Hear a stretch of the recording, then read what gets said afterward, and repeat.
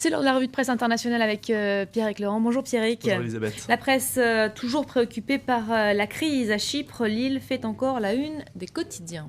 Et la une du Wall Street Journal, notamment ce matin avec le vote du Parlement hier qui a donc rejeté la taxe sur tous les comptes bancaires, au risque de voir s'envoler le plan de sauvetage européen auquel cette taxe était liée.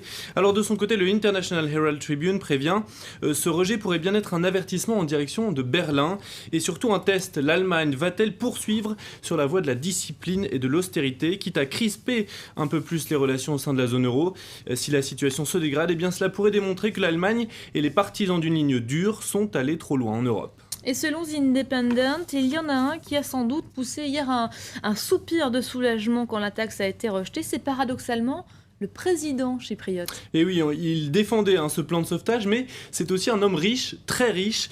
Sa fortune est estimée à plus de 2 millions d'euros, nous dit The Independent, dont 700 000 euros sur des comptes à Chypre. Et il aurait donc fait partie de ces détenteurs de comptes obligés de verser 10% de leur épargne. Ça aurait fait une belle somme. Voilà, 70 000 euros, si le Parlement avait donc approuvé cette taxe. Allez, un dessin maintenant du International Herald Tribune qui met aussi en scène l'un de ces milliardaires russes qui ont de l'argent placé dans les banques chypriotes. On y voit, vous allez voir le stéréotype d'un milliardaire russe accompagné de son épouse très classe. Tous deux se retrouvent devant un guichet de banque fermé.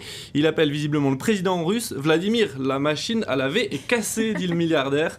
Allusion évidemment au paradis fiscal qu'est Chypre et c'est un pays régulièrement accusé de faciliter le blanchiment d'argent. Vous me l'aviez caché cet accent russe. Bien, La visite de Barack Obama au Proche-Orient est également très commentée aujourd'hui et globalement, la presse se fait peu d'illusions.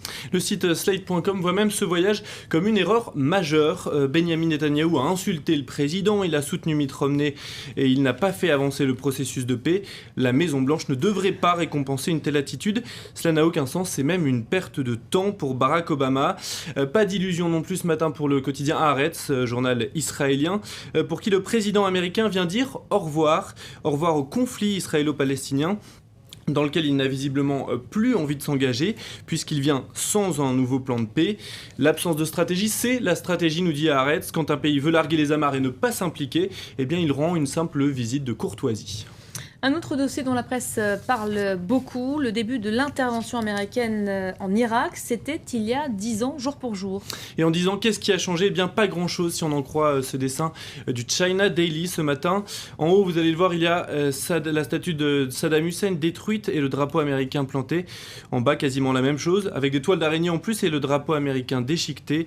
Et l'Irak qui reste donc plongé dans la violence et la corruption. Et pourtant, eh bien, dans le Wall Street Journal, un éditorialiste défend toujours cette guerre 10 ans après. La tentation de la dépeindre comme provenant de la seule volonté de George Bush est facile, mais c'est faux.